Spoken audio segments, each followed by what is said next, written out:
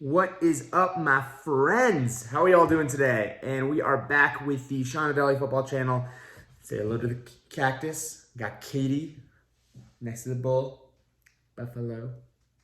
There's a difference, apparently. My bad. So today I wanted to kind of do another edition of Sunday Football. We're going to just talk about the major games in the major leagues and kind of give my opinion about them. And we had a few bumping games. Beautiful, beautiful stuff today. And there is no other place to start than in England with the North London Derby. My English accent is garbage. But this was a very, very great game, honestly. Arsenal were absolutely rampant in that first half with three very, very fast goals. XG had this game at 1.5 to 0.98. Kind of giving you an idea of what actually happened. Arsenal were very clinical this game. They didn't have many opportunities. The shots were about 12 to 10. Arsenal just had 7 shots on target to Spurs' 4. And I would say Aaron Ramsdale was one of Arsenal's best players. 2 amazing saves, specifically. The main thing in this game was that Arteta took a few risks, left a few players high up the pitch, so in transition they could hit fast and they could hit hard, and they hit hard. Very hard. 3 quick transitions. The first one was absolutely fantastic. Saka, tricky player, hard to deal with. Passes into Emile Smith-Rowe. Emile Smith-Rowe has been phenomenal this season, in my opinion. One of the brightest spots for Arsenal, even last season as well. They've been very, very impressed with the young Englishman. Same with Bukayo Saka, actually. Love him as well. A very, very great kid. I have high expectations for these two Arsenal players. Very, very impressive that they were able to develop these two, and they look absolutely phenomenal. Nothing against it whatsoever. Spurs got a little unlucky. I think 3-1 is a little too generous to Arsenal. Maybe 2-1 would have been a better reflection. That first half, it was just like they pretty much scored with every major chance they had. Spurs' defense just looks so ridiculous, honestly. I'm truly amazed by how fast the Premier League comes at you. It's truly incredible. 3 weeks ago, we were sitting here. It was doom and gloom for Arsenal after 3 losses. Arteta out. Arteta's getting sacked immediately. And now, 3 games later, and Spurs were top of the table then. 3-1-0 victories. Always no problem. Like, all these positive things for Spurs, but this is the beauty of the Premier League. It comes at you fast and it comes at you really hard. And Arsenal were able to turn around some results and get some good win behind them. And I think this was kind of the truth of it. I don't think Arsenal were as doom and gloom as those first 3 games displayed. And I don't think Spurs were as good as those first 3 games displayed. So I think there's somewhere in between. On paper, if you had asked me before the game, I would say Spurs have the better team.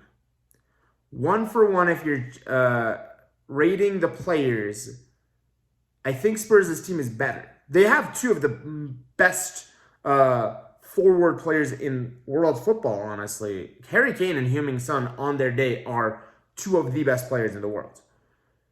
That's not the case today. Harry Kane, to make a quick mention of him, he has not been the same so far this season. This is something that has happened, if memory serves me correctly, with players who did want big transfer moves and had failed transfers. I remember Jadon Sancho, something similar happened to him last season. He had a really slow start to the season. I remember Eden Hazard, when he was leaving Chelsea that season that he had to stay, a little slow start from him as well. But all around, I think Kane will come back. And when Kane does get it going, I think think he will deliver the goals, and I think Spurs will be fine. It's gonna be rough. I know I predicted Spurs. I believe I predicted Spurs in 7th place and Arsenal at 8th.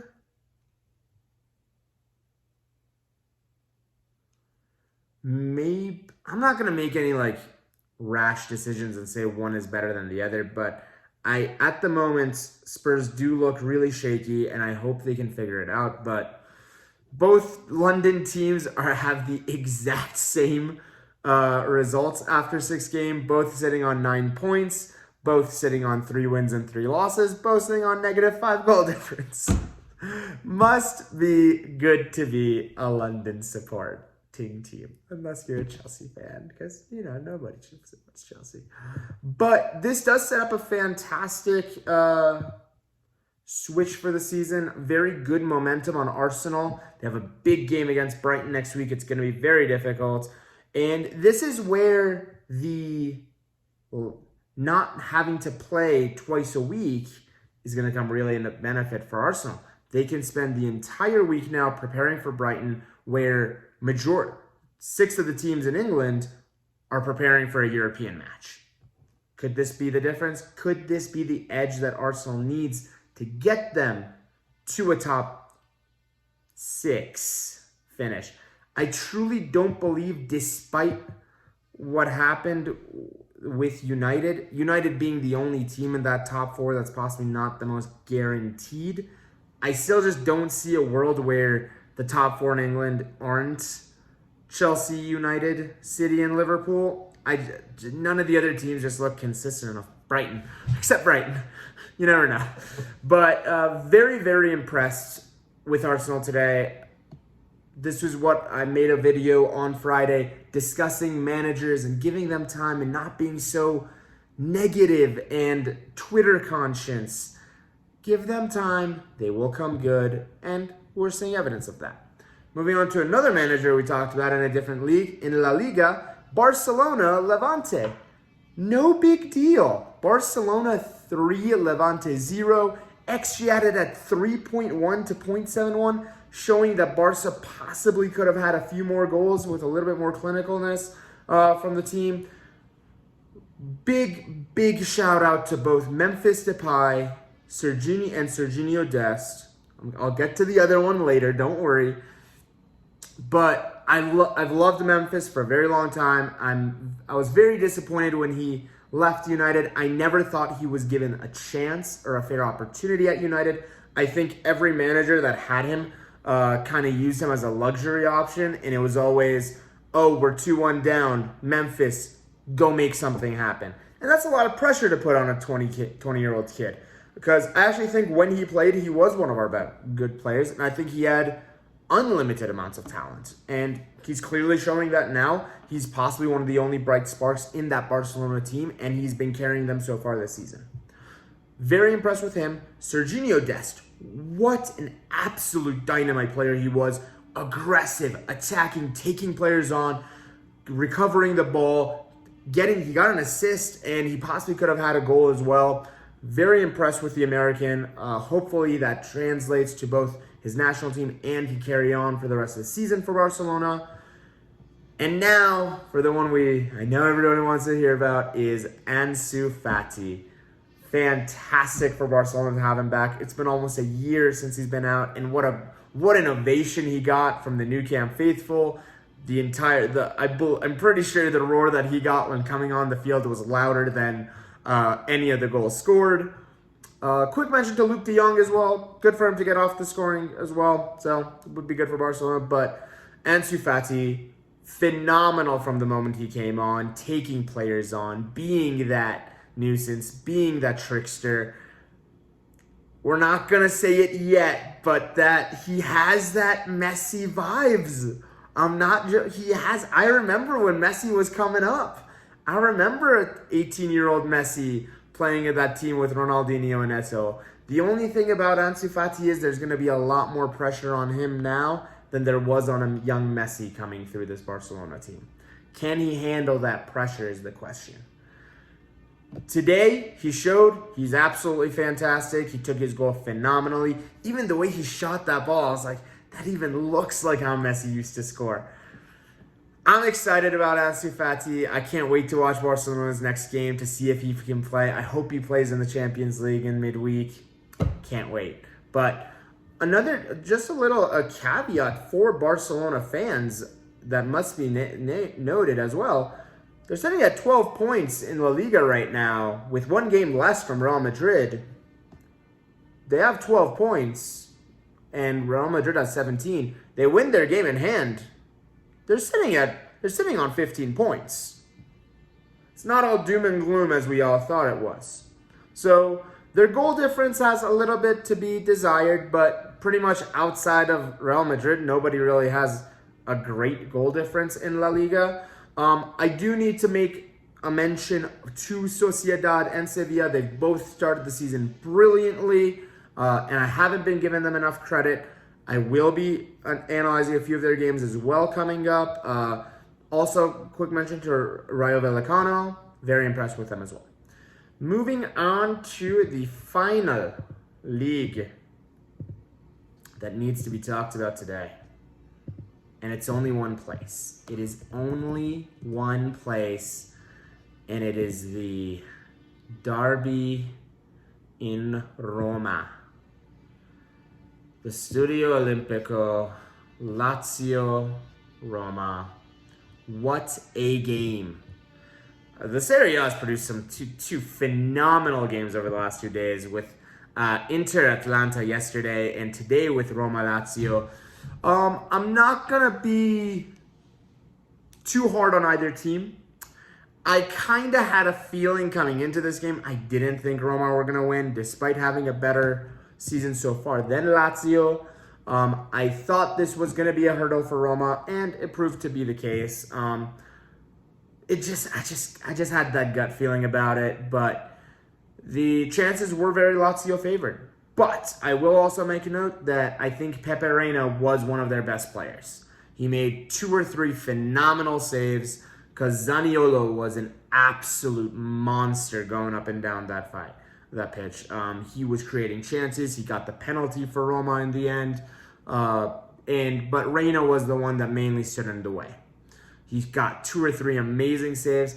The chance creation from Roma wasn't fantastic. XG at the game at 2.5 to 1.8. You take away 0.75 of that from the penalty, you're not getting much. So we kind of get Roma had outshot Lazio heavily, 20-10. Not really what you expect from a Maurizio Sarri team to be so low in the shot category, but that was the case. I just wanted to take a quick look at the possession, and it was pretty even, 50-50 on possession. This was a great game. It just honestly came down to Roma kind of lost the plot early, and those 2 quick goals, what a phenomenal pass. Felipe Anderson was one of the best players on the pitch. He did so amazing. That first assist for Sergio Milinkovic-Savic, who got clotheslined by Rui Patricio after scoring the first goal. Fantastic goal from him. But more than anything else, I've been so impressed by these teams. They did such a great job all around. Sorry. And the main thing is, Serie A has been delivering, and I think this is just a result that's going to give us more and more reasons to see more what these two can do. I think these two are teams that are going to be fighting for top 4,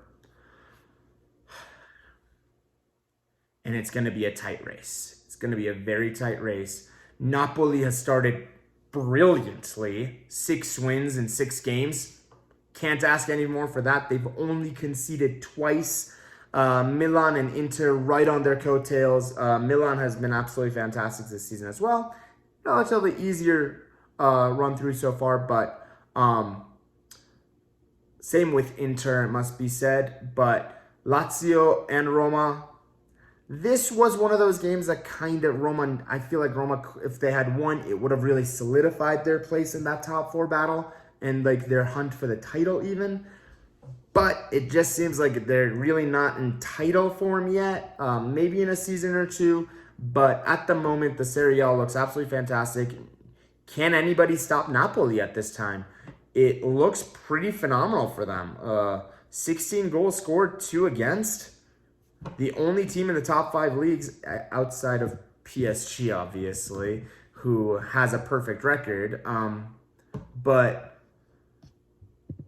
And it's PSG, so it's not really as impressive. Jokes. But that's going to be pretty much it for this episode of the Sunday Football. Thank you guys so much for watching. I will be back tomorrow with the PL Roundup, and we will be doing some Champions League games this week as well. Can't wait. Thank you guys so much for watching. My name is Sean. This is Sean of Daily Football Channel. Talk to you all soon. Bye.